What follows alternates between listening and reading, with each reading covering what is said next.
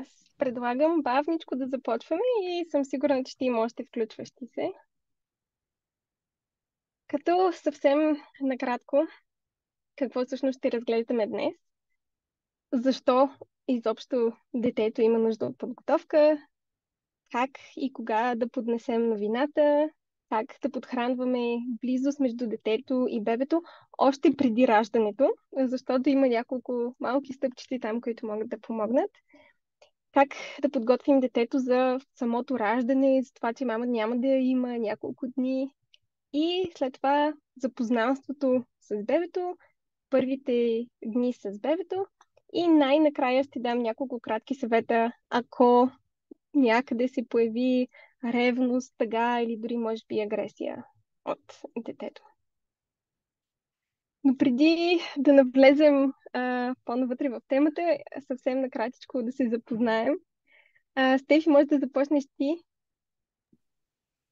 Добре. Аз съм Стефи. Основател съм на Мами и Малки съкровища. И много се радвам, че пътищата ни в един момент с Дени се пресекоха. Тя пише невероятни статии за нас и когато се обърнах към нея с питането, дали имаш нещо и за как да подготвим първото дете за второто, тя ми писа, цял вебинар имам и беше прекрасно, защото аз имам момченце на 4 години, което предстои живот и здраве и май месец да стане батко на още едно момченце. И темата ни е много актуална в къщи. И така, сме в двете крайности между много се вълнувам и изобщо не ми пука за бебето, но нали, очаквам така доста сериозна ревност, така че нямам търпение, Дени, да ни разкажеш как да се справим с ситуацията. И ти благодаря още веднъж, че така веднага скочи на идеята да направим този вебинар. И се радвам, че има и много други хора, които са в сходна позиция. Това е от мен. Нямам търпение. Благодаря ти много, Дени. Супер! Здравейте на всички! Аз съм Деница. Създадох Мили думи, когато сина ми беше на около годинка и половина. Защото след годинката на мен ми стана много сложно възпитанието. Уж четях постоянно неща в интернет, аз се обърквах какво са точно тези граници, кои граници са прекалено много, кои са прекалено малко, кое е прекалено твърдо, прекалено нежно. И така се записах на курс за преподаватели по позитивно възпитание, просто защото четах книгата по позитивно възпитание, много ми хареса и си казах, имам нужда да обсъдя повече, да задавам въпроси и така попаднах в курса. Като след това видях, че някои неща са толкова леснички, ако просто някой може да ни ги обясни, да ги прилагаме с децата, има много бърз и много позитивен ефект. За това и започнах да споделям в мили думи и започнах и с курсовете по позитивно възпитание и вебинарите. И затова и днес съм тук и се надявам да ви помогна и в този процес с появата на второто или третото дете. Пуснах ви едно кратко запитване, просто за да се ориентирам в кой етап сте вие, които участвате. Виждам, повечето сте вече в трети триместър, има малко и във втори, и в първи. Чудесно. А, Очаквате ли да има ревност между децата? Може би малко, да. Добре. И възрастта на детенцето, което ще подготвите. Окей, виждам повечето 2-3 или над 4 годинки. Това е чудесно, защото над 2 годинки вече може да говорим повече с детето. Те малко повече разбират какво се случва. Между годинка и две, това, което ще видите като съвети, просто пак може да го прилагате, но в много кратичък, упростен вариант, така че децицата да разбират. Страхотно. Приключвам тук за сега. И да, на мен лично позитивното възпитание ми помага да се справям с най-различни ситуации без крещене, наказания, заплахи. В смисъла на преходи използвах позитивното възпитание в приучаването на гърне, използвал го отново, когато сина ми тръгна на детска градина. Имали ли сме ситуации с агресия и тогава също много ни помогна. И съм видяла ефекта от това да подготвяме децата, да говорим за промените. И в този ред на мисли предстои ви промяната в семейството и е хубаво да разгледаме какво всъщност може да очакваме и ние като родители. Абсолютно има смисъл децата да изпитват ревност, защото от еволюционна гледна точка ние сме създадени да се конкурираме и наистина оцеляването на децата зависи от нашата любов, време, грижи, ресурси. И ако любовта ни е безгранична, то времето, грижите, ресурсите не са. Така че нормално е да има съревнование за любовта и времето на родителите. Това не показва, че нещо не е наред с децата. Нормално е да има завист към постиженията на другото дете. Нормално е да има негодуване към привилегиите на другото дете. И все пак може да има още повече съревнование, когато децата са от един и същи пол и имат по-малка разлика в възрастта. Същевременно пък, колкото повече съревнования има между тях, толкова повече и потенциал имат да са си по-близки и да развият много силна свързаност. И тук е елементът на родителите, т.е. как ние се отнасяме към децата, може да подхранваме едни по-близки взаимоотношения или може да подсилваме това съревнование. И един от принципите на позитивното възпитание е да погледнем на почти всяка ситуация през очите на детето. И сега, Стефи, те каня за едно много кратичко упражнение да погледнем какво ли си мисли детето и може да си представиш, че може би идва рождения ден или някой специален празник на твоето дете и той ти казва: мамо, знаеш ли, за рождения ден искам нова мама. Нова мама? Да. В този Добре. момент, ако си го представиш за секунда, какво е усещането в теб, първите мисли, които ти се събуждат, емоцията? Ужасно! Пълен шок първо. Защо нова мама? Нали, всичките въпроси. Защо? Какво има на тази мама? Че ти трябва нова. А, да, и самото усещане за недостатъчност, може би, че нещо не правиш както трябва, че нещо не си достатъчен, че детето не е доволно от тебе, че не се справиш като родител. Така, не е много приятно усещане. Абсолютно. А когато всъщност ние казваме на децата, че ще си имат братче или сестриче, ситуацията е много, много сходна. О, ти си такова прекрасно дете, аз много те обичам и ще си имаме ново дете. Знаеш, и много е смешно, но тази сутрин на път за детска градина, моят син каза точно това. Тип, ама сега, мамо, ти можеш ли да се наведеш да вземеш това? И аз казах: не, мамо, нали, коремчето ми пречи. А, да, коремчето с бебето. Ама аз никога не съм искал братче. И аз бях така: добре, окей. А, така че да, определено не е много приятно. Да, и както всъщност това е истинска история, на мен сина ми каза, че иска нова мама. И точно това беше моето усещане на абсолютен шок. Как така, аз давам всичко за теб и ти искаш да ме смениш с нова мама, ти лут ли си? Ам, После той обясни, че не, ако има още една мама, тогава когато аз работя, новата мама ще си играе с него, когато аз съм изморена, тя няма да е изморена, нали? Прекрасна логика. Но определено усетих за няколко секунди какво може да е това усещане, че не сме достатъчно добри, може би, нас ни изместват. И често това може да се появи в съзнанието или подсъзнанието на детето. Тоест, то дори да не го казва това, дори да не е мисъл, която може да формулира, някъде там, в дълбочините с емоции, може да се появят мислите: ама аз не съм ли достатъчна? или мама и татко ми готвят заместник, или дори по-голямо дете може веднага да хване логиката. Аха, щом сега вече те ще играят с бебето, ще се грижат за бебето, ще хранят бебето, ще му купуват играчки на бебето, значи за мен може би ще има по-малко. И често първата реакция е огромен интерес. Кога ще се появи, момиче или момче, къде ще спи, кой ще го храни и така нататък. Което може също да е израз на притеснение. Защото ето ситуацията се променя и тази несигурност как ще се промени сега света на детето.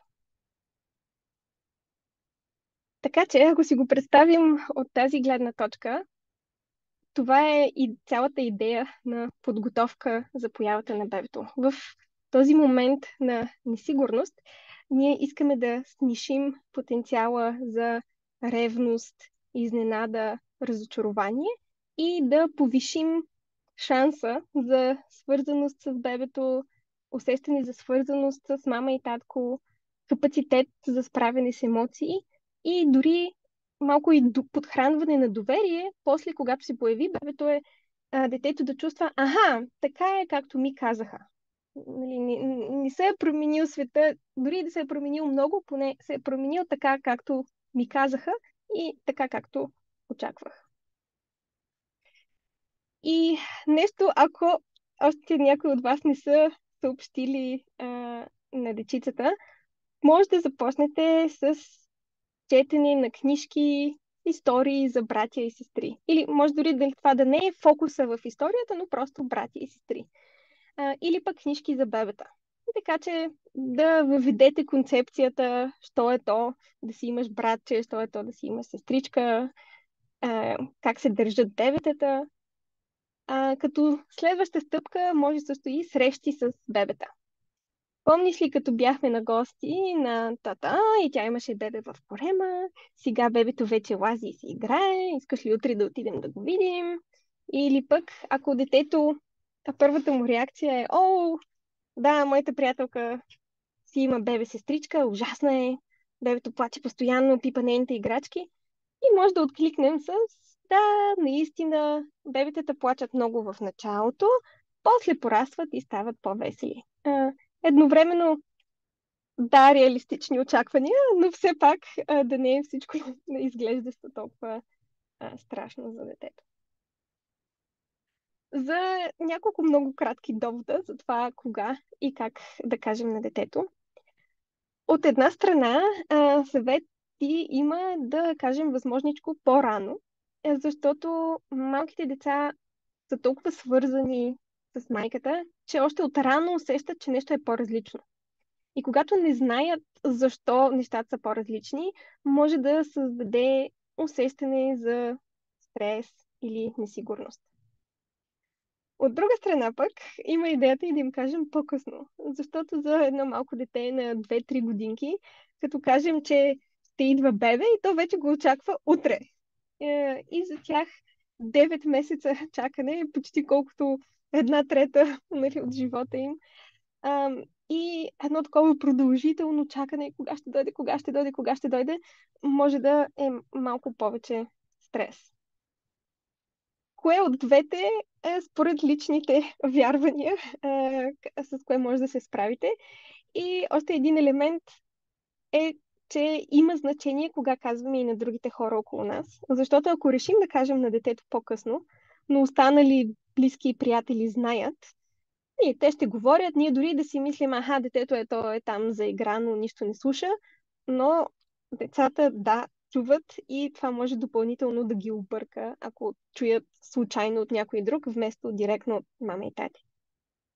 И другия елемент е, че пък ако на тях им кажем рано, е силно вероятно те да не опазят тайната и да разкажат на учителката в детската градина и всички други приятели и познати около тях. Така че, когато прецените, че е моментът за вашето семейство, може да звучи съвсем простичко. С тати искаме да ти кажем, че ще ставаш батко. Сега в корема на мама има малко бебенце и то расте. Трябва му дълго време да порасне, но когато е лято и започнем да ядем диня, бебето ще е готово да си появи. Каква е идеята тук? Че децата не знаят 3 месеца, 5 месеца, 6 месеца и може да го поднесем с моменти, които са по-познати за тях. Преди Коледа, след Великден, лятото, след като се върнем от морето, някакви ориентири, които да им помогнат. Ако детето не се радва, може директно да говорите за това, което вероятно се случва в главата му. Звучи ми, все едно се притесняваш да бъдеш кака. Понякога децата се страхуват, че вече мама и тати няма да ги обичат, когато се появи бебето, но ти си моята единствена Рая. Няма друга на света като теб. Аз те обичам точно каквато си и не мога да обичам никого повече от теб. Това няма да се промени с или без бебе. Естествено, за по-маличко детенце е по-съкратен вариант на това, но основната идея тук е не да кажем на детето: о, аз ще ви обичам поравно двете, или аз теб те обичам повече от който и да е друг, но по-скоро ти си уникална в това, което си, или ти си единствен за мен, особено ако става въпрос за първородното дете, ти си моето първородно дете и дори да се появи второ, трето, пето, десето, нали, ти винаги си оставаш първородното ми дете. Да му дадем нещо, което детето да не се притеснява, че ще загуби. Особено когато, ако са в различен пол, децата може да кажем: ти си моето единствено момиченце, нали, сега ще си имаме братче, или пък обратната. Ако са двете в един пол, нали, ти си мой единствен с името на детето. Защото тогава, да, той отново няма как да се притеснява бебето да го измести като същност. Следващия момент е вече след като сме споделили новината и вече всички от вас, мисля, са тук в този момент, да подхранваме свързаност между детето и бебето. Като първо въвеждаме идеята, че бебето не е там някаква играчка, нещо абстрактно, а той е човек с нужди, мисли, чувства. И като започнем да говорим по този начин за бебето, това посяваме семенцата на емпатия, които се надяваме да пораснат. Една идея е да си чудим заедно с детето. Какво ли прави бебето в корема? Дали спинка в момента, дали се радва, дали подскача, дали се върти, дали си бърка в носа, дали хълца и каквото друго може да създаде този образ на: вау, и това е човек като мен. Още един начин, по който да говорим с детето за бебето, е твоята сестричка, твоето братче. Нали, не само нашето бебе, моето бебе, а отново малка промяна в говора, но да, твоята сестричка, твоето братче, така че детето от сега да започне да мисли за: аха, това бебе е свързано и с мен. Евентуално може да вземем детето с нас на преглед. Тук, нали, зависи от възрастта, нашия комфорт с тази идея. Също така може да поканим детето да мисли за имена на бебето заедно с нас. Просто да го включим повече в процеса на подготовка за бебето, така че детето не да се чувства: аха, мама и тати там са заети с нещо ново и аз съм тук настрани изоставен, а не, това е нашето бебе на цялото семейство и ето и аз участвам тук. Също така, може да обясним на детето, че бебето те чува, когато пееш, и това е първа интеракция между детето и бебето, което всъщност е истина. Знаем, че бебетата разпознават гласа на майката, таткото, защо не да разпознават и гласа на батко или на кака. И отново така детето може, или според възрастта, да разказва приказки, да пее песнички на бебето, още докато е в корема.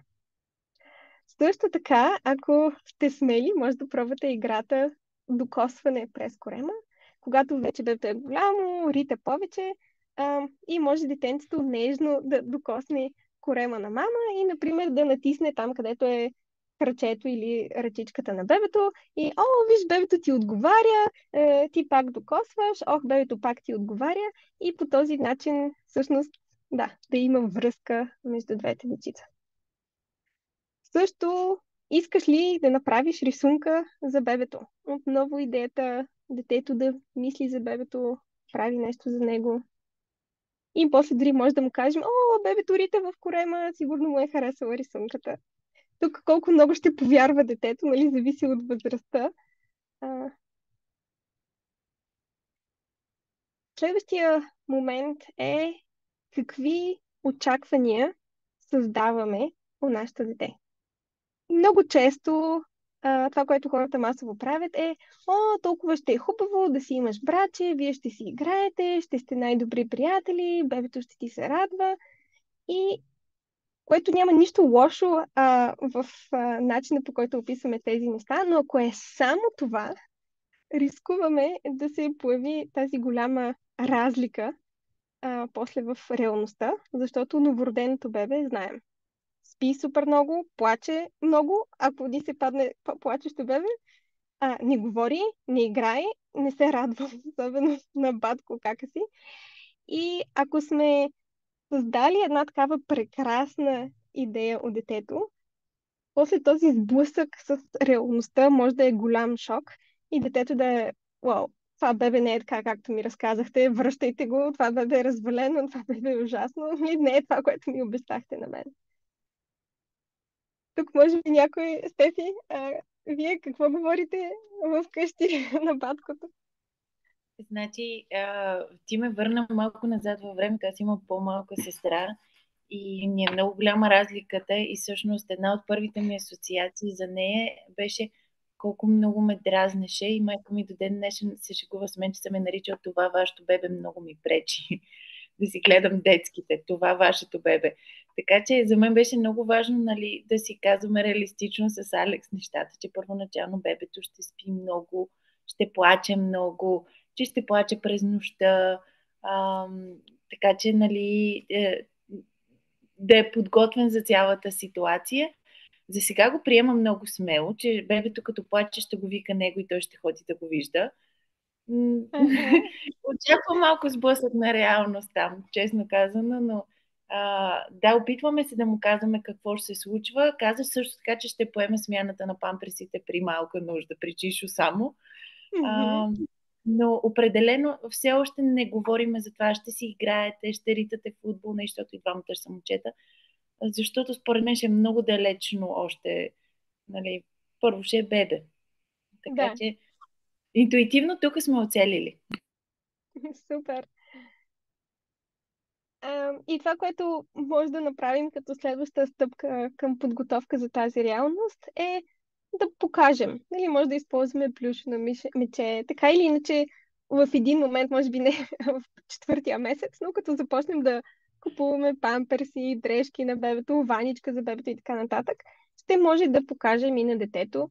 Ето тук ще смениме памперсите, ето така ще го слагаме, тези бутилки, ако ще ползваме такива, ще храним бебето.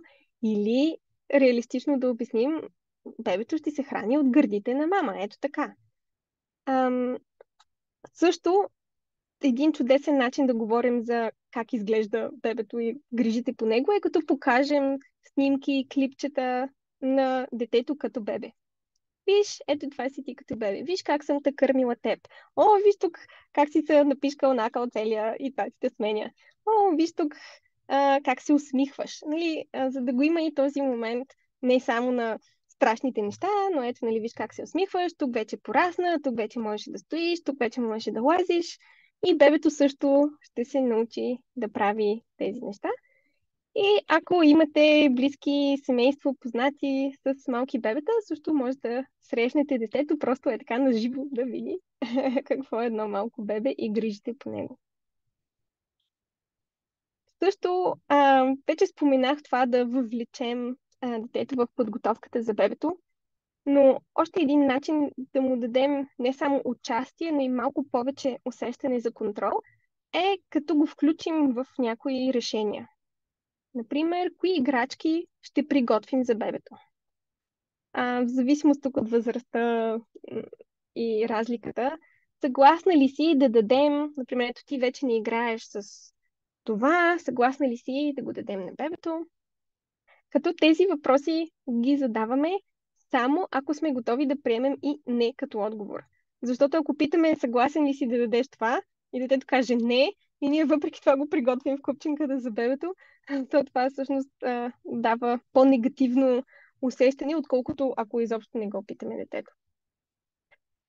Един елементарен вариант да го включиме, какъв цвят одялце да му купим, кой биберон да изберем и подобни неща. Също така, може да говорим и на бебето за детето. Ах, да знаеш какъв си късметлия, ще имаш най-прекрасния батко. Той може да кара колело, да строи цели къщи от лего, да рисува котета, да се катери по високите катерушки. Леле, на колко много неща може да ти научи като пораснеш. Един много лесен начин, не директно, да покажем на детето, че той още е важен за нас, ние още му се възхищаваме, той няма да бъде изместен от бебето. Ние, той всъщност тук му даваме, той е в центъра на светлината и вниманието, като говорим тези хубави неща за него и подхранваме това усещане за аха, нали, аз съм важен, и аз ще участвам. И той, просто детето в такава ситуация се чувства добре и започва да асоциира малко по малко, аха, бебето в корема на мама, аз се чувствам добре. И става по-малко страшно.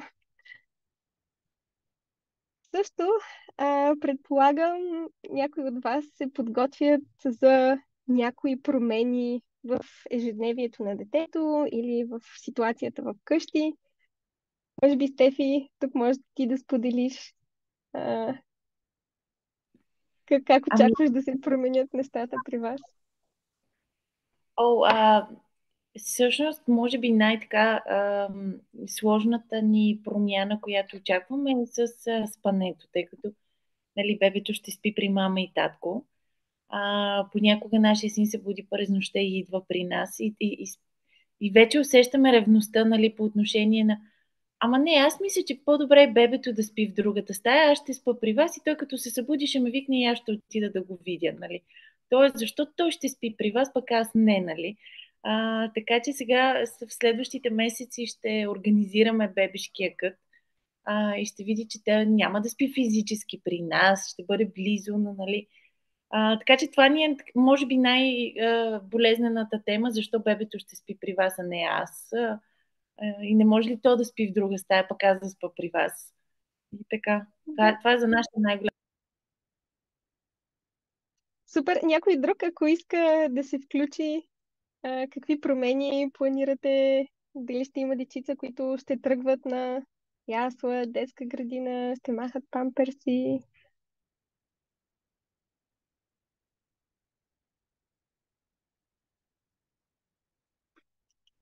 Ина, да, Здравейте, включвай се чувате ли ме? директно. Да. Докато намеря бутона за вдигане на ръка. Ами при нас баткото е на 5 години, живот и здраве ще бъде на 5 и половина. Съответно, неговите дрежки още стоят в бебешкия скрин, който му бях купила за повиване отгоре по-широк. Та опитвам се да му обясня да купим нов гардероб, за да този скрин вече е за малки деца. Той отгоре е широк за сменяне на памперси. За неговата стая той се заключва и си ходи с ключа, за да не влиза бебето там. Макар, че има време, но да, това се опитваме за пространството, ама къде ще спи бебето, да спяло в коридора и на такъв тип неща, но да, за мебелите, за легото, как трябва да се прибере на други места и не може така да стои по земята. Опитваме се, но да, трудно е за сега. Да.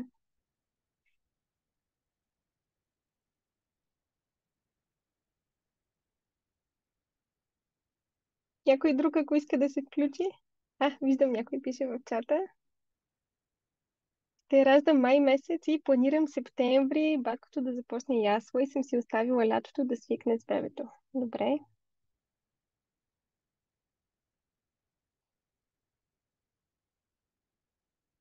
А, Първата ми идея в тази посока е че вероятно някой ще трябва да помага повече в елементарни неща с детето, докато мама е заета с бебето. Тук естествено зависи от това дали планирате да кърмите или не и как ще си разпределяте задълженията. Разбира се, че тати може да преспива бебето, а мама детето или пък обратната, но каквото и да планирате, избягвайте ситуацията мама се грижи за бебето, пък тати се грижи за детето. Постоянно, във всеки аспект. Защото това може да накара детето да се почувства изолирано от мама. Нали? Или пък обратната, само тати се грижи за бебето. Също не е най-добрият вариант пък за бебето. Така че това, което искаме е и двамата родители да имат свързаност и с двете деца.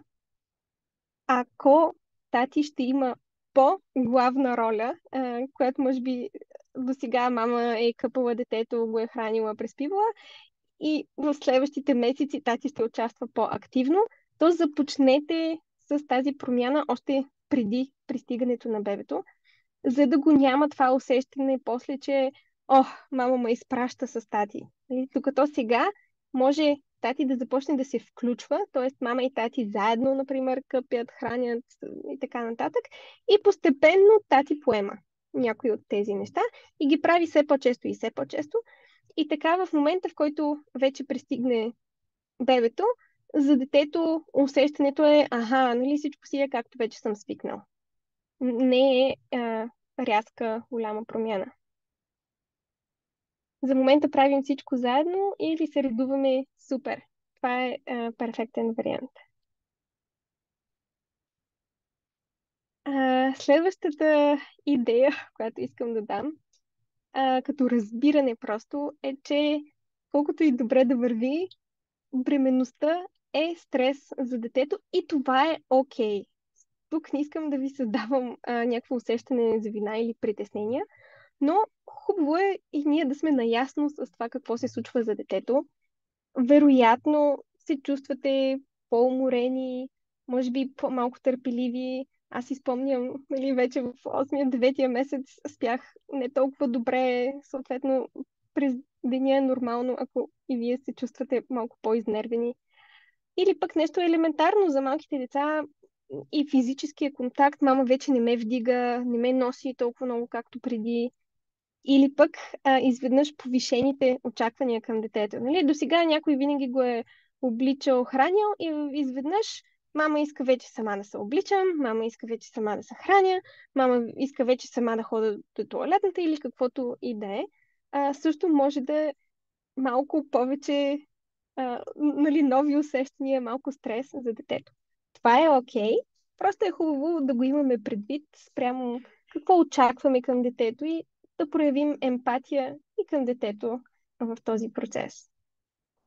И ако детето недоволства някой момент, подхода е приемане, емпатия, валидиране. Чувам, миличко, искаш да те нося. Трудно ми е да нося едно бебе в корема и още едно дете отвън. Но хайде сега да седнем тук на пейката и да се погушкаме. Разбирам, не ти харесва, че променяме стаята. Наистина е по-различно. Или какво може да направим така, че ти да участваш в процеса. Сега пък, поне като я променяме, може да купим нови плакати. Или може да изберем килимче. И хайде ти да го избереш заедно с нас. Така че, какъв е варианта, ако да, поставяме границата, разбирам, че не ти харесва и все пак стаята ще се промени. Разбирам, че искаш да те нося и няма да те нося, но все пак, нали, къде може да намерим вариант, който да включим детето, неговите нужди, мнения. И някои пъти само емпатия, ако забелязваме, че всички познати приятели всеки път, като ни питат, като ни видят, питат детето, чакаш ли бебето? Нямаш търпение, сигурно да си батко. И на детето му е писнало до тук, от всички да му говорят само за бебето. Нали, може просто да подходим с емпатия. Сигурно не ти е приятно всички да те питат само за бебето. И понякога и само това разбиране е достатъчно. ако предстоят големи промени, като приучаване към гърне, преместване на детето да спи в собствено легло или откривач в по-голямо легло, или да, че някой друг ще го приспива вече, а, или пък тръгване на ясла, детска градина. Тук, нали, зависи от възрастта, плановете, но по възможност дайте време, внимание, търпение за тези големи промени, за да не е всичко наведнъж. Тоест, това, което искаме да избегнем, е, че, например, учим детето на гърне в 9-тия месец на бременността. Или пък то трябва да се премести да спи в своето криваче една седмица преди да пристигне бебето. Защото тогава ние самите сме разкъсани в много посоки и нямаме възможността да подкрепим детето напълно в този процес на промяна и има риска то да свърже това, мен ме местят в легло заради бебето. Докато ако започнем местенето в легло, ето ти вече си голям, може да си избереш легло, може да спиш тук, аз ще ти помагам и така нататък. И имаме няколко месеца детето да свикне с тази ситуация и после се появи бебето, нали, това е по-добрия вариант. За ситуацията на тръгването с ясла също може и да се случи след появата на бебето, което също е добре така да има няколко месеца, за да не бебето се появява и след една седмица, нали, ти тръгваш на ясла и те гоним от вкъщи. За да не са прекалено близко. Виждам още един коментар в чата. Моето дете е на 3 години и половина и почти всичко прави сама, облича се, ходи до тоалетната, яде сама, но ме притеснява, че след появата на бебето може да се върне назад. Да. И да иска мама да й помага за всичко това, за да привлича вниманието. Възможно е. Добре, имам го предвид въпроса и съм го отговорила в един от предстоящите слайдове, така че сега след секунда ще го разгледаме. Отново, в тези промени, които правим, това, което помага, е постоянно да напомняме на детето. Ти си единствената Рая, няма друга на света като теб. Аз те обичам точно както си и не мога да обичам никого друг повече. Това няма да се промени с или без бебе. Отново използвайте абсолютно свои думи за това, но просто няма как прекалено много да уверим детето в нашата любов за него. Така че не се притеснявайте в тази посока. Също, ако забележите, че всички, отново, приятели, близки, срещате се с тях и те постоянно питат само за бебето, какво сте купили за бебето, какво сте приготвили за бебето, кога ще се появи с бебето. Както на детето казвате директно, ти все още си важна или важен за мен, то също толкова ценно е да го кажем и на тези наши приятели близки. Да, очакваме бебето с нетърпение и все пак не знаем как точно ще е всичко. А ти знаеш ли, че Рая много обича да си играе на ресторант? Препоръчвам ти да пробваш нейната торта, ела тук тя да ти направи нещо и по този начин малко да им помогнем на тях и те да обръщат внимание на детенцето, защото това отново го уверява, че окей, мама ме обича и баба, леля, чичо, приятелките на мама, нали, все още и те ме забелязват.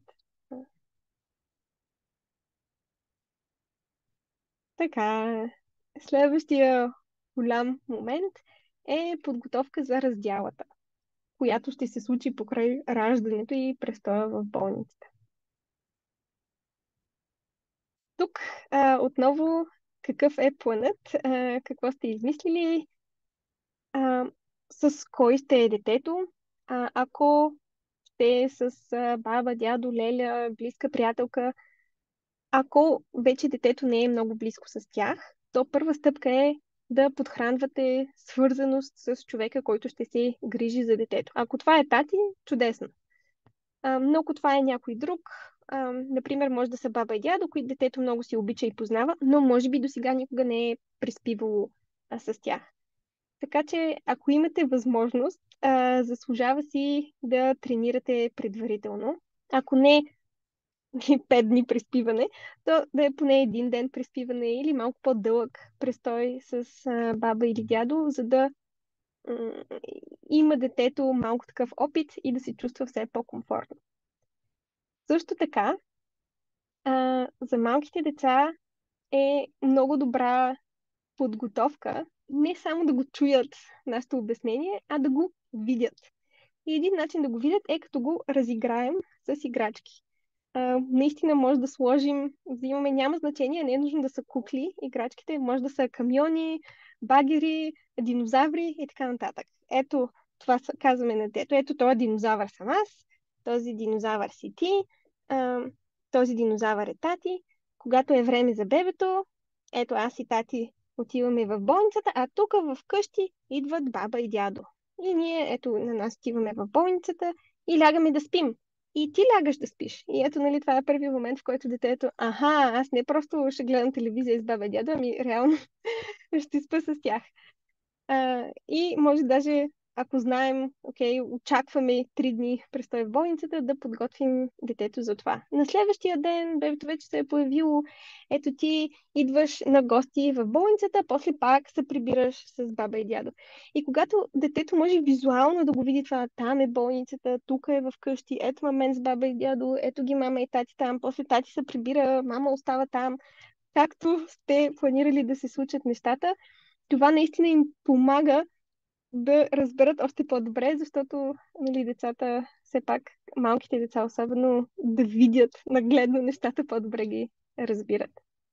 И отново това подхранва това доверие и после, когато нещата наистина се случат така, това е така, както ми казаха.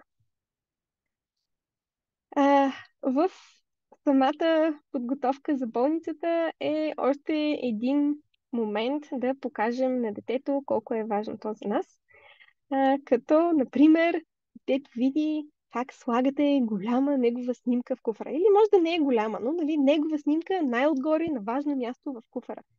Защото мама ще си мисли за теб, ще ми липсваш, нали, ти си важен и всички тези идеи, нали, до които си говорим до сега.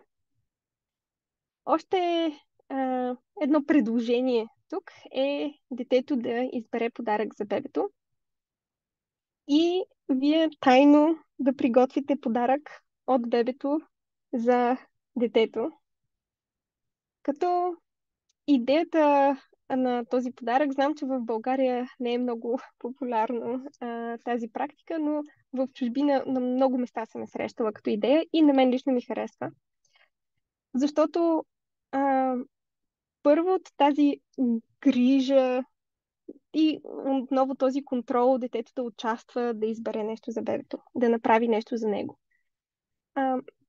Второ, особено ако детето му избере някоя малка играчка, която бебето ще гушка, ще бъде около него, това е отново тази малка връзка между бебето и детето. И в моменти, когато детето не се чувства толкова щастливо да си има малко братче или сестриче, когато то е избрало биберона или плюшката или одялцето, е по-малко вероятно да иде да дразни бебето, като му го дърпа и маха. Идеята пък с подаръка от бебето за какабати е, че отново всички се чувстваме добре, когато получаваме подаръци и да го има и този момент на реципрочност. Тоест да не е само ето аз като батко давам ти играчките, давам ти моята стара количка, давам ти, а пък нали, за мен няма. Така че един малък подарък от бебето за детето може да е тая малка изненада. Има и за мен. Сега, ако детето вече е на 4-5 годинки, може да си мислим, как така? Това бебе не ми е купил подарък. Но все още може да въведем идеята, когато бях в магазина и разглеждах тези играчки и бебето ритна, като видях този конструктор. И аз си казах, сигурно бебето иска да вземем този конструктор за бати, че ще му хареса.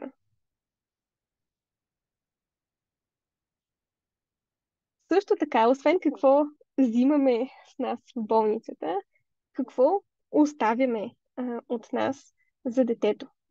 пак тази идея, ето мама си мисли за теб, ти си важен, нали, не те забравям сега, като съм изчезнала. Нещо елементарно, може да нарисувате картинка или да напишете писмо за детето. Да, той е на 2 години и половина и още не може да чете, ама някой друг може да му го прочете. Също, ако пък детето е свикнало, например, да заспива, като четете приказки заедно или му пеете песнички, може да направите аудиозапис на любимата песничка или приказка и там тати, баба, дядо да му я пусне. И отново тази свързаност, че мама не е тук, нали, тя е в болницата с бебето, но въпреки това си е помислила за мен и ето аз усещам нейната любов и внимание, дори нея да я няма. И ето го вече момента, бебето е пристигнало, как ги запознаваме. За посещението в болницата, болниците не са най-прекрасните места, но съветвам ви възможно най-скоро след раждането детето да дойде, ако дори да ви види само за 5 минутки. Ценно е детето да види, че мама е добре, не се е случило нещо, тя още е там, мама е добре и още ме обича. И тук искам да, по възможност ви съветвам да посрещнете детето по този начин. Бебето е там в кошарката, а ръцете на мама широко отворени да гушнат детенцето. Може би тук едно предложение за думи, но разбира се със свои думи. Колкото и деца да имам, ти винаги ще си първородното или ако имаме 2 деца, вие винаги ще сте важни за мен, винаги ще ви обичам, винаги ще сте специални и тази уникална любов. Отново, че не е въпрос на поравно да те обичам, а теб те обичам така, както мога да обичам само теб. И никой друг не може да промени това. И това може да е минутка, но това, да, мама да посрещне детенцето с отворени ръце, да го гушне, това 100% внимание за детето, така че да види, ага, добре, тя през цялото време ми казваше, че още му обича, ама сега наистина е окей. Виждам, че дори след като се появи бебето, тя още му обича. По възможност, нали, без много хора наоколо, които да питат въпроси за раждането, да ни разсейват, да ни дърпат настрани и така нататък. Тук логистични идеи няма да давам, но евентуално ако баба и дядо са довели, например, детето, може да ги изпратим да ни купят чай, да донесат нещо, да ни дадат 2 минутки с детето, да имаме този момент на свързване. След това, по възможност, да позволите на кака батко да се свърже с бебето. Аз също бях на 8 години и половина, когато се появи моята сестричка и си спомням много добре как не ми даваха да я докосна. Аз, отговорно, внимателно дете, никога не съм била непослушна и моите родители няма да ми дадат да докосна бебето. Чувствах се толкова зле. И освен това, вече има научни проучвания, които показват, че всъщност главичката на бебето и тази специална миризма, която знаем, съдържа феромони. И тези феромони помагат за свързването между бебето и хората, които ще се грижат за него. И дори се смята, че когато кака бати и гушка бебето и усеща тези феромони, това също подхранва и у детето това чувство за свързване и това желание да защитават това малко бебе. Как може да стане? Нали, ако трябва, слагаме детето така, че да е безопасно. Затова сложих тази снимка, защото се вижда тук всъщност нали, някой възрастен, ако седи там, тая кака няма да го изпусне бебето. Може да го гушне за 5 минути. И след това вече, като се запознае дечицата, или пък, ако няма да го гушка така, нали, да се наведе, да го погали, да го цунка, да има допир, близост с бебето. И след това вече може да предложите размяната на подаръци, ако тази идея ви харесва. Има ли някакви въпроси до тук, преди да продължа нататък?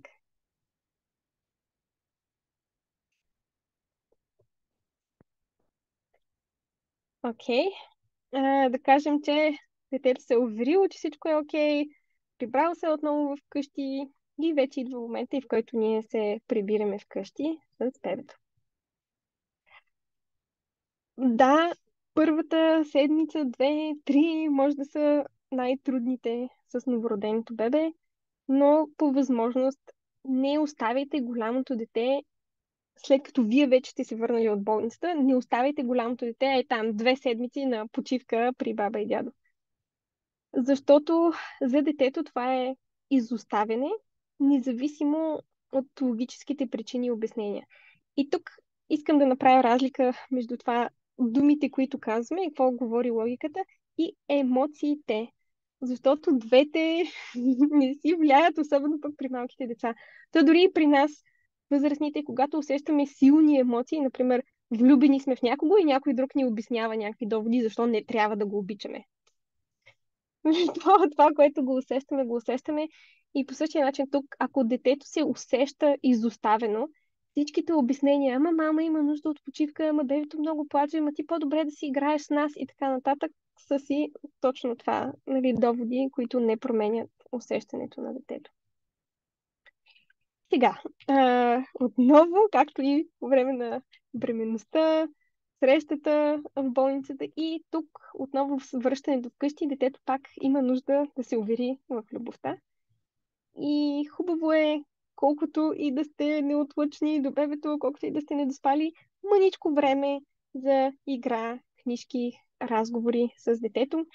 В подготовка за този вебинар открих съвети как една майка, например, когато кърми бебето, също чете една книжка на детенцето, което сяда, нали, близо до нея и слуша книжката. Сега колко е възможно, зависи от колко добре се кърми бебето, или пък ако някой друг го кърми, но идеи тук много. Нали? Докато къпем бебето, може ли пък детето да дойде с нас и да му дадем на него един леген и то просто да си играе близо до нас. Нали? Варианти, мислете, защото колкото повече имаме възможност, нали, детето да получава време, внимание, дори когато правим нещо друго, пак е момент на свързаност. По възможност придържайте се към рутината, на която е свикнало детето, защото особено в момент на промени да има нещо постоянно, с което детето вече е добре запознато, му дава това чувство за по-сигурно усещане. И по възможност не се изолирайте с бебето. Отново в подготовка за вебинара историята на една мама, която се заключва, когато кърми бебето, защото иначе детето много я притеснява. Възможно е да има деца, които наистина дърпат мама, качват се по нея и така нататък. Зависи тук от възрастта, от самото дете. Но помислете по-скоро в посока тихи игри, една кошница с някакви различни играчки, което детето получава само когато мама кърми. Ако обича детето книжки с стикери, да си има една книжка с стикери, която му я даваме, когато кърмим или правим нещо друго с бебето, просто за да не се налага тая изолация. Аз тук съм с бебето, ти се махай там да ни пречиш. Отново заради това усещане. Виждам, че има един въпрос. Ако бабата е на гости, чудесно. Защото тогава всъщност тя идва като помощ, но детето си е с мама и тати в собствения дом, което е перфектно. Така че това е чудесна ситуация. По-скоро, нали, основната идея е да не изпращаме детето и там настрани някъде. Но ако дойдат други хора да ни помагат, добре. И като идват, например, баба да помага, възможност тя да помага с мияни начини, с готвени, нали, а не да я изпращаме, ти искаш да си играем, отивай да си играеш с баба, нали, защото детето той има нужда да си играе с нас. Да, то може и да си играе с баба, нали, чудесно, но отново да го няма в този момент на ти отивай, той да те прави, ти отивай там, за да, да, в някои моменти може да го има, но търсим този баланс между и мама да може да си поиграе с детето. Отново, говоренето може да помогне тук. И това, което говорим на детето, и това, което говорим на бебето. Колкото по-рано може да забележим хубавите неща, които детето прави. Ех, каква мила как ти имаш, колко нежно те гушка, или колко внимателно те гали, или как ти помага да заспиш, как ми помага на мен, или твоята кака си грижи за теб. Това, което искаме да се случва повече, го забелязваме от самото начало. Като тук а, идеята е да поканим детето да помага. Тоест, не да го принуждаваме, нито пък напълно да го оставим. Той сега си играе, аз ще отида да смена памперса на бебето. Нали, поканете го да помага, ако иска да дойде, ако не иска да не идва. Но когато детето помага, това дава възможността, първо, нали, участва в процеса, прекараме време заедно, второ, дава ни възможността да го похвалим с описателна похвала. Ех, твоята кака как се грижи за теб. Ох, колко ми е по-лесно сменянето на памперса, когато има някой да ми извади мократа кърпичка и да дадем едно такова положително внимание за детето. И то е нещо хубаво, помагането. Също в начина по който говорим това, както по-рано да погледнем малко през погледа на детето. Ако чувам, че бебето има нужда от мен, аз отивам сега да обръщам внимание на него, ти стой тук. Или чувам, че бебето се събужда, може би бебето иска ти да му покажеш още книжки, картинки, може би бебето иска ти да му пееш песничка, може би на бебето му липсваш ти, хайде, ела да видим заедно. Отново, за да няма толкова това усещане за когато бебето има нужда от нещо и се разделяме и мама изчезва.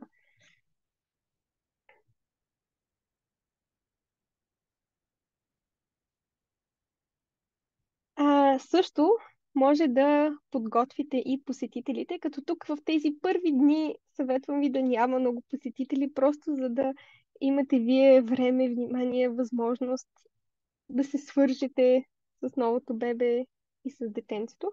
Но когато сте готови за посетители, отново да избегнем това усещане, че вече бебето е център на Вселената и на никой не му пука за мен. Всъщност искаме да включим пак детето. Една идея, която на мен лично много ми хареса, затова я включих тук, е когато обявявате раждането на бебето, всъщност да го направите с снимка на двете деца. Може да е онзи момент в болницата, когато детето е дошло на посещение и се е навело да цунка бебето по главичката или когато друго ви харесва. Но ето даваме шанса, че това са моите две деца, а не вижте е това дете, пък това другото вече го знаете. Също подгответе гостите, като влезнат, бебето няма да избяга. Така че като влезнат, първо да забележат и да се свържат с голямото дете. Нали, здравей, как си, какво ти харесва да си играеш, какъвто друг разговор може да им подскажете. Например, детето в момента много обича да играе с пъзели или много обича да играе с пластилин. Когато гостите дойдат, да имат някаква обща тема, с която могат да се свържат с детето. И отново детето ще види, за бебето купчени подаръци и мен никой не ме бръсне тук. Затова или може да помолите гостите да донесат подарък само за детето, или ако ще носят подарък за бебето, то да вземат нещо мъничко за детето. Може да е една книжчица, може да са стикери, ако това обича, нали, подскажете им. Може би, но да има нещо мъничко за детето, отново, за да го има това усещане. Те носят на бебето и носят и на мен. И в тези първи дни и седмици не забравяйте, че голямото дете още си е малко. И то ще има нужда от обгрижване, може би повече от преди. Това е този момент за въпроса, който видях в чата по-рано. Абсолютно нормално е да има регресия в някои моменти. Не толкова защото детето се опитва да ви манипулира или нещо подобно, а то просто вижда. Бебето ака в памперса и получава внимание. Нали, бебето е гладно и някой го храни. Бебето е изморено и някой го люлее на ръце да го приспи. И на чисто неосъзнато ниво е възможно детето и то да каже, нали, може би ако аз се нахкам в гащите, нали, и мен ще дойдат да ме гушкат. Или ако кажа, че аз съм гладен, и мен ще дойдат да ме нахранят. Нали, абсолютно не от манипулация, а неосъзнато по инстинкт детето може да се върне към малко по-зависимо поведение. Или чисто и просто иска да се увери, че ами ако аз не ми трябва помощ от мама, ама ако ми трябва помощ, тя дали ще дойде да ми помогне. Да ни провери отново колко сме готови да се грижим и да обърнем внимание. Тук по възможност, нали, не по никакъв начин не критикувайте детето. Стига си се лигавил, айде и ти стана бебе. Нали, щом нуждата е да се уверя, че още съм важен, ами уверете го, че още е важен и тогава детето няма да има нужда от това поведение отново. Окей, виждам няколко въпроси за градината. Ще стигнем съвсем скоро до тях. Имаме още доста време за въпроси. Също много важен момент е време за всяко дете с всеки родител. Абсолютно прекрасно е цялото семейство заедно. И все пак по различен начин подхранваме връзката, когато е само мама с детето, само мама с бебето, само тати с детето, само тати с бебето. Всеки, дори и поведението ни като родители е малко по-различно, когато сме сами с децата. И това всяко от децата да получи едно такова 100% внимание е най-прекрасният подарък, който може да им подарим. Освен това, нали, че всички заедно се обичаме като семейство. Така че може да са 5-10 минутки, но да има някакъв момент. Много често това, което чувам от родители, които ефективно успяват да го въведат това специално време, е, че се редуват или имат определено време. Например, сутрин мама само с едното дете, тати с другото, след обед или вечер, или след като заспи бебето, мама има време, в което прави нещо специално с едното дете и така. И не забравяйте, че почти всичко може да се отложи. В крайна сметка няма значение, ако детето яде 5 дни подред мусака или някоя супа, която му е писнала. Това, което е най-важно, е да има детето родители, които го обичат и му се радват. Така че, ако трябва да избирате между прането да е изгладено или малко повече време с детенцето, това, което то ще помни, е времето с него. Последно, няколко съвсем кратички насоки при появата на емоции, дали ще е ревност или тъга, разочарование или пък дори агресия. Основни идеи като цяло за емоциите. Това са, че емоциите идват и отминават. Затова съм сложила и тези вълни. Или сега съм щастлив, сега съм разочарован, сега съм въодушевен, или сега съм тъжен. И идват и отминават като вълни и не се засядаме в тях. И идват и отминават, когато ги приемаме и разбираме, че няма добри и лоши емоции. Тоест знаем, че това е само моментно състояние, не си правим някакви изводи за бъдещето. Щом сега виждам ревност между децата, какво ли ще се случи, как ли ще се развият нещата, трябва сега да спра тая ревност. Не, емоция идва, отминава. Това не е под наш контрол, нито пък под контрол на детето. То не е решило да изпитва ревност, не е решило да изпитва тъга, не е решило да се чувства ядосано или нещо подобно. Също правим разлика между импулс и действие. Няма нищо лошо в това, че на детето му се иска да бутне бебето. Проблема е само ако отиде и го бута. Поставяме разумни граници за поведението, без да съдим детето за емоциите, които стоят зад това поведение. И това е момента, в който да, приемаме емоцията, виждам, че не ти харесва сега с бебето, иска ти се това бебе да го нямаше. Разбирам, няма да позволя да го буташ, удряш и така нататък, но няма да ти се сърдя за това, че на теб ти се иска да нямаше бебе. И посрещаме всички емоции с емпатия и валидиране. Да, миличко, не е лесно да си кака. нормално е понякога да се чувстваш тъжна или ядосана. Когато валидираме по този начин, то ние може да приемаме емоциите на детето, но по този начин помагаме на самото дете да приеме емоциите си. Винаги можеш да ми кажеш, когато се чувстваш тъжна или ядосна, и аз ще ти помогна. Така, нали, не оставяме детето само с емоцията, не очакваме от него то да се саморегулира в такъв момент, а просто му напомняме да се обърне към нас и че ние ще му помогнем да се справи. Може цял ден да си говорим само за тези емоции, но знам, че това са кратички съвети, но това е наистина в основата на как се справяме с и подкрепяме всички емоции.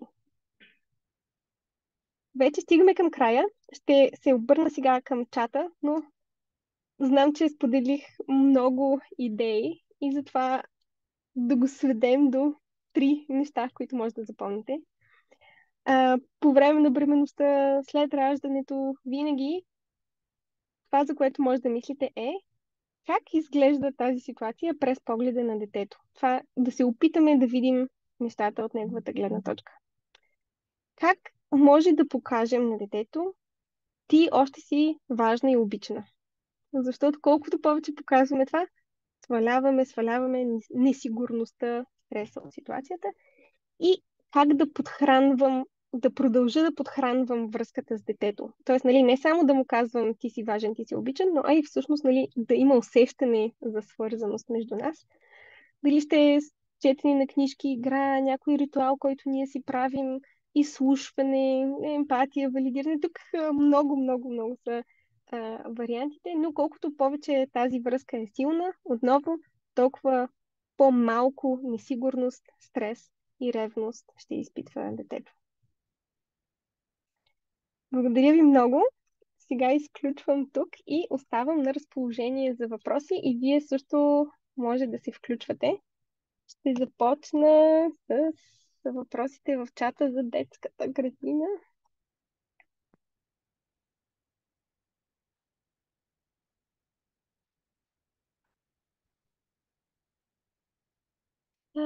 Така. Ако голямото дете посещава детска градина, добре ли е да продължи да ходи в първите 1-2 седмици след идването на бебето вкъщи или да го оставим няколко дни от дома с нас и бебето? Добър въпрос. Зависи. Не знам тук дали има перфектен отговор. По-скоро, ако детето е добре свикнало с градината, нещата вървят там добре, да си продължи тази рутина, с която е свикнала, може да е полезна.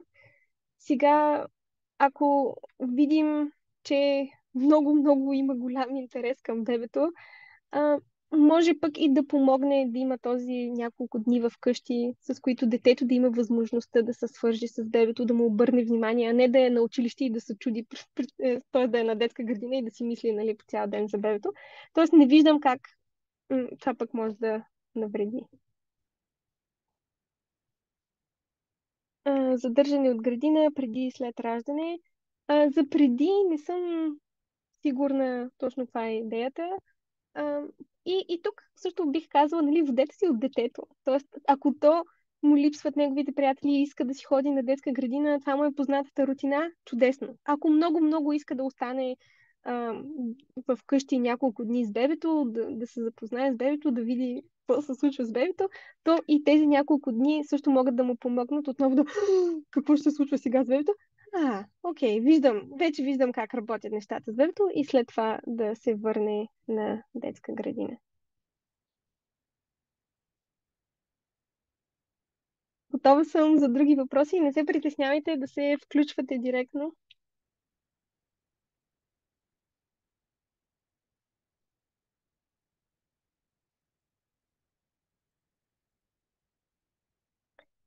Ако нямате въпроси или докато си се сетите за въпрос, една кратичка тема предлагам, защото съм сигурна, че всички, освен, нали, как да подготвим детето за появата на бебето и първите дни след това, най-вероятно си мислите и за след това месеците, годините и нататък.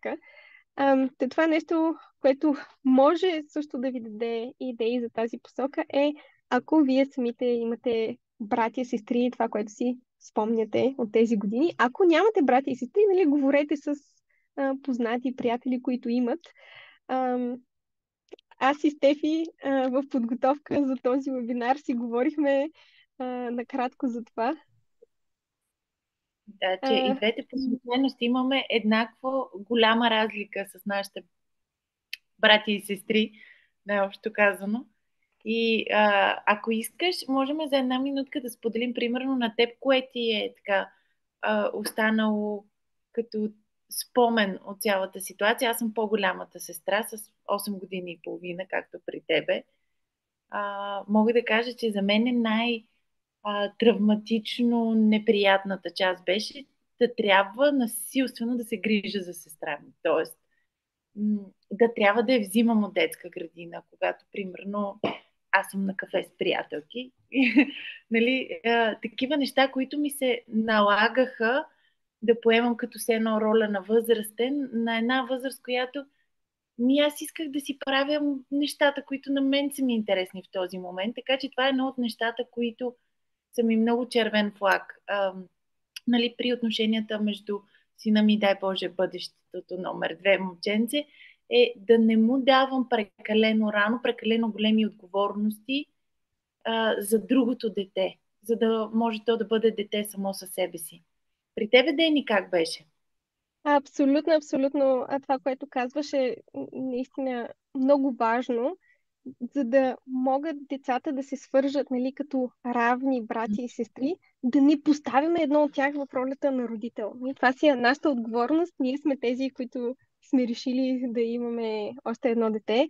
А, така че наистина може да е голям товар, когато детето трябва да прави нещо. Нали, съвсем различно е от това да го поканим.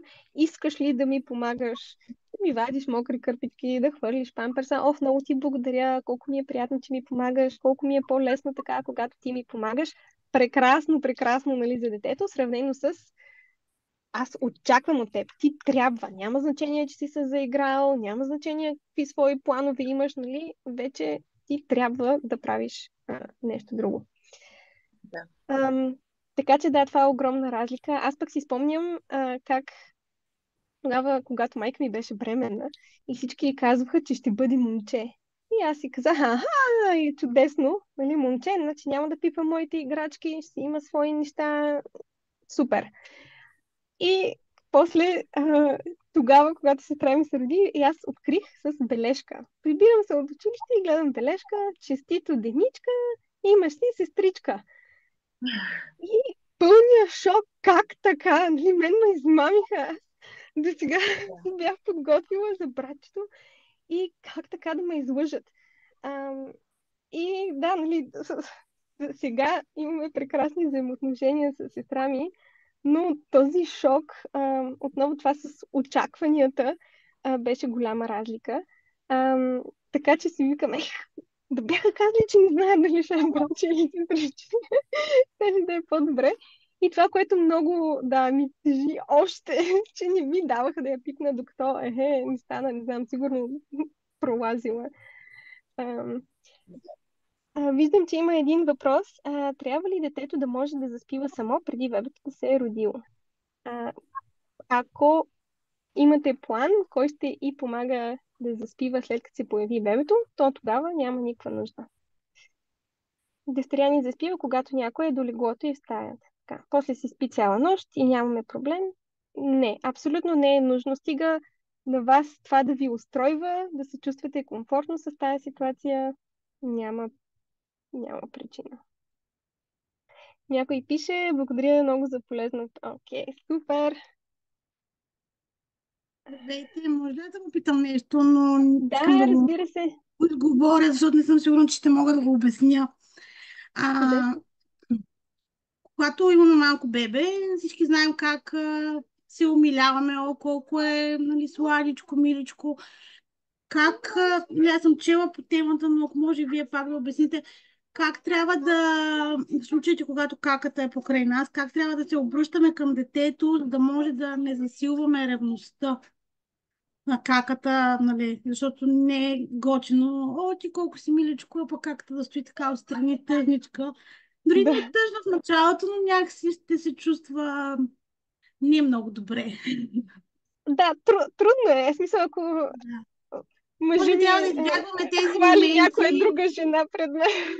Да, аз съм чела точно книгата за братята и сестрите, нали, без връжди. Там автора много добре обяснява за втора жена, ако доведе мъжа, че Или как би се дори, или чувствал. дори тази, ако нали, този пример ни се струва абсурден, то дори ако сина ни наблюдава друга майка и дете, и вика, ех, оная майка колко е хубава, ех, как хубаво си играе с нейното дете. Това също. Ам, Супер въпрос. Мисля си, че от една страна, как ние се обръщаме към бебето, също показва на детето и как то да се обръща към бебето. Нали? От една страна сме и модел на поведение. Така че това да му казваме, ох, милото ми, колко си ми сладичко, окей, стига да го има това и за детето. Нали, т.е. по-скоро се опитваме, може да го гушнем и обръщаме се към другото дете. Искаш ли и теб да ти гушна? И ти си ми миличък. Не е нужно винаги да е 100% наравно и едновременно, но и, пък и в други моменти, нали, бебето спи, отиваме към нашето дете. Ех, колко ти ми е хубаво, ах, моето първородно детенце. Нали, цункаме, гушкаме него. Тоест, както към детето има спонтанни изблици на любов, то да ги има тия спонтанни изблици и към детето. И ключовия момент е да няма сравнение, защото това много, много повишава ревността между децата и да няма етикети. На мама послушното дете или моето голямо дете и мънинкото дете. Дори и това не е, защото голямо, той на 4 годинки колко е голям, или там 5-6, колкото и да е. Нали, детето може да го чува това, о, сега съм големи, ама аз искам да съм мъничък, искам още да ме гушкат, искам още да ме обичат. Така че по-малко етикети по-добре.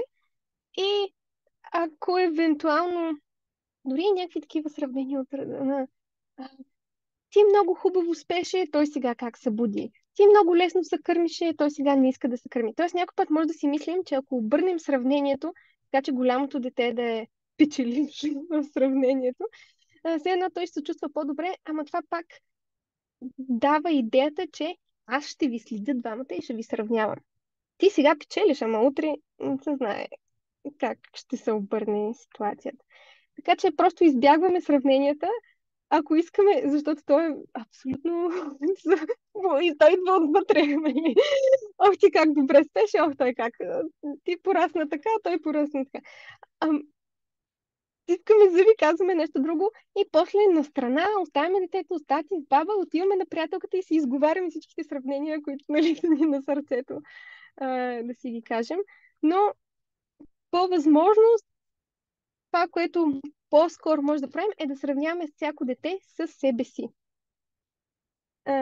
Тоест, нали, бебето миналия месец плачеше, сега вече не плаче. Ти миналата година не можеше да караш колела, сега вече можеш. Нали, това е като сравнение. Окей. Отговорих ли на въпроса или има още? Да, отговорихте ми в този ред на мисли, доколкото разбирам, тъй като моята дъщеря е на 3 години и половина, тя много добре разбира нещата вече.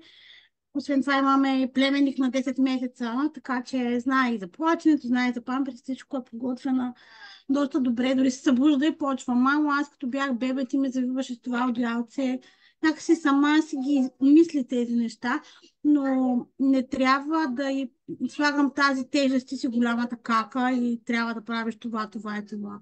Ле, Точно по-скоро би така. навредило, доколкото разбирам, пък то някакси не е в народопсихологията. Ти си каката, дори от бабите идва, ти си кака, сега трябва да си послушна, не трябва да плачеш и така. Това е нещо, което може би ще ми е малко по-трудно. Да. Това Ние единствено може прехвърлям да си тази голяма помислим. отговорност. Да, по-скоро може да си помислим, защото все пак не искаме, падат всички очаквания от детето. Защото в позитивното възпитание имаме очаквания, просто имаме и подкрепата, която върви с тези очаквания. Така че, ако може да помогне да мислим, ако го нямаше бебето в картинката, какво бих очаквала тогава от нея? Нали, ако И другото нещо е, че м- един път, два пъти да правим нещо за детето, не значи, че изведнъж ми изчезва умението. Тоест, ако детето иска обуй ми обувките, когато тя може да си ги обува сама, това, че един път ще обувам обувките, не значи, че ето от сега нататък мама се примирява, че винаги ще ги обува или нещо подобно. И да, точно както все едно, ако бебето го нямаше в картинката, някой път го правим, някой път слагаме границата, че не, в момента не мога да ти помогна. Опитваме се да поддържаме този баланс и след появата на бебето. Кака, тя си става, в момента в който се появи детето, нали, тя си става тая титла, но нали, това е окей, но просто писа очакванията към тая кака.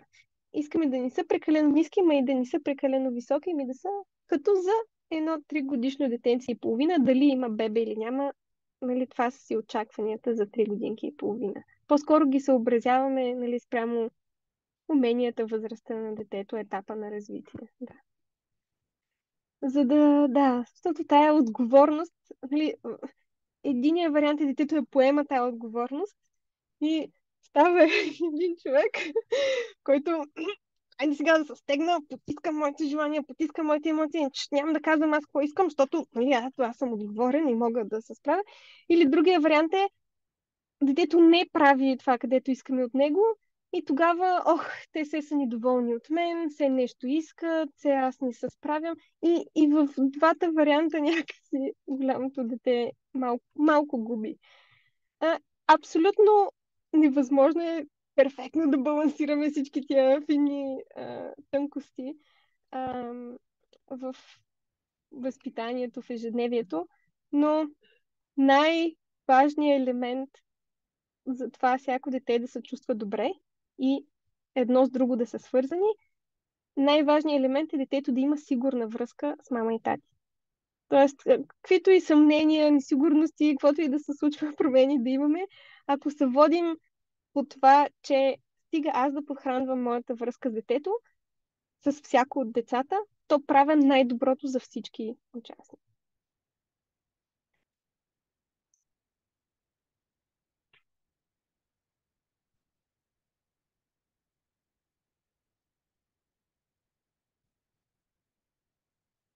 Още някой, ако иска.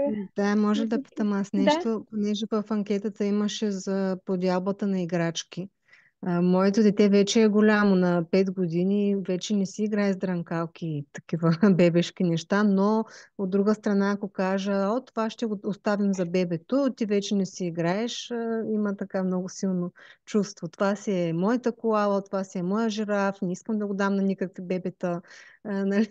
да, Не мисля, че е добра идея да заместваме и да купуваме постоянно нови неща за новото, нали, за голямото дете, за да дадем старите на малкото.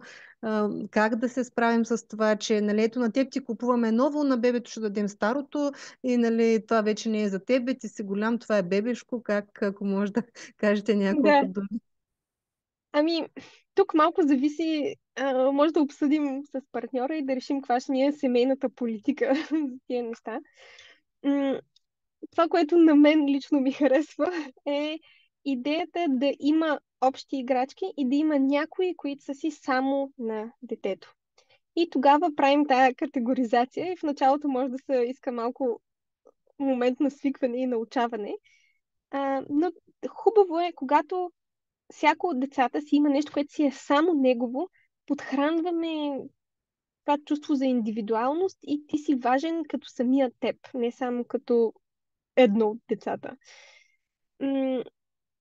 От друга страна, това не е нужно да са 20, 30, 50 играчки. Нали, може да са 5 неща, които са си само негови и са си само негови и може дори да ги сложим на един висок рафт, където детето ги стига, бебето не е нали, неприкосновеност. Тя после ще е хубаво и бебето да си има някакви неща, които са само негови, за да може да има и това уважение, че както нали, тая реципрочност отново, както аз искам да уважаваш, че тия играчки са си само моите, тия нали си само твоите, това е основа после децата да имат някаква мотивация да си разменят и да преговарят едно с друго. Защото когато всички играчки са на всички, го няма по-скоро този момент с, нали, аз ще ти дам моята специална, пък ти ще ми дадеш твоето специално. И да, и след това частта от играчки, които са за споделяне. с този момент, че нали, в началото вчера са били само твои, пък днеска се стават за споделяне, го обсъждаме предварително с детето. На 5 годинки чудесно вече може да разбере горе-долу концепцията за пари, купуване. Колкото и нали, те първа да навлиза, може постепенно да я въведем, като а, нали, това са всички играчки. Сега вече се появява още едно дете в семейството и той иска да си играе. Нали, тези играчки, нали, в семейството ние си споделяме много неща. Ето, всички седим на масата, всички готвим, тук всички използваме шампуана, всички сядаме на дивана, килимчето, всички го... И играчките също са за споделяне. И тук, нали, не е аз ти ги взимам от теб и ги давам на нея, ами в нашето семейство ние си споделяме много неща. И това вече става за споделяне и може да говорим тук. Може да кажем на детето, може да си избереш, ако някоя играчка е много, много специална за теб и изобщо не искаш детето да я пипа, хайде да поговорим кои са тези. И, например, да създадем този списък от 5 специални играчки или там 10. Или естествено в началото даже ще има повече, защото дребни части, които за бебето така или иначе не може да ги гълта там. Това помага и след това пък и може да изберем или там, нали, хора ще дадат подаръци. Ще се появят някои бебешки играчки, които са си само на бебето. И ако, нали, то бебето в началото няма да може да каже не ми ги пипа и остави ги, така, но може да създадем идеята, нали, че това са специалните играчки на бебето и ти го питай, нали, сега преди да му го вземеш и подхранваме, нали, тия стъпчици, после ще искаш бебето да пита тебе, ти го питаш сега него. Стъпка по стъпка започваме да изграждаме тия умения, които децата после ще практикуват заедно.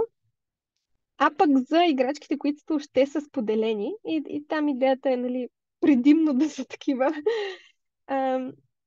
може да си измислим някакво семейно правило за какво става, ако две деца искат да играят с една играчка. Дали ще, който е взел първи, му даваме 5 минутки да си довърши играта и след това е ред на другия, или ще чакаме докато той каже аз приключих, или пък дали ще уважаваме. Ако му трябва 30 минути да приключи, остава 30 минути. Тук вече кой както си прецени. Но ако имаме някакви правила, е малко по-лесно на децата да се ориентират после как се разрешават този тип ситуации. Или, естествено, преговори. Но това вече може би малко по-късно, щом бебето започне да говори, тогава чудесно да си практикуват тия умения на преговори.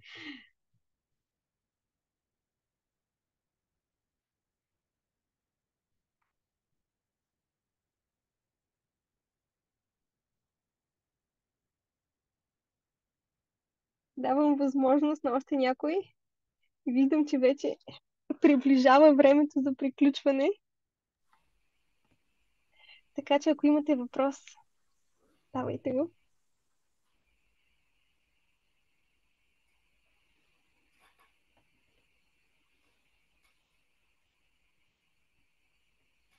Окей, ако няма въпроси, да. Преди да изтекло времето, искам безкрайно много да ти благодаря още веднъж за целия вебинар, за това, че го направи за нас извънредно и сподели толкова много неща.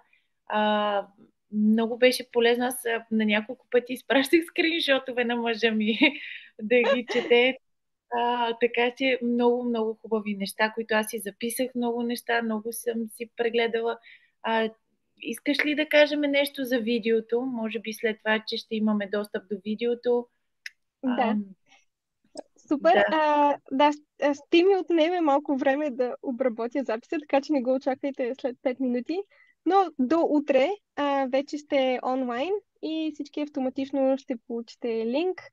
Достъпът ще е безсрочен, така че ако искате да се върнете по-късно към него, ще имате и тази възможност. Супер.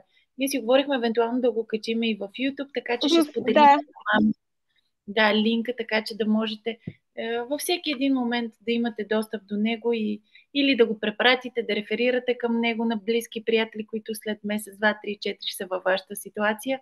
Така че беше ми изключително полезно и приятно. Много ти благодаря, наистина. И на мен много. Аз съм И много вдъхновена. супер, супер. И до скоро Да, чуване и виждане, надявам се. А, и така ще получите всички автоматични имейл с линка, когато е готов.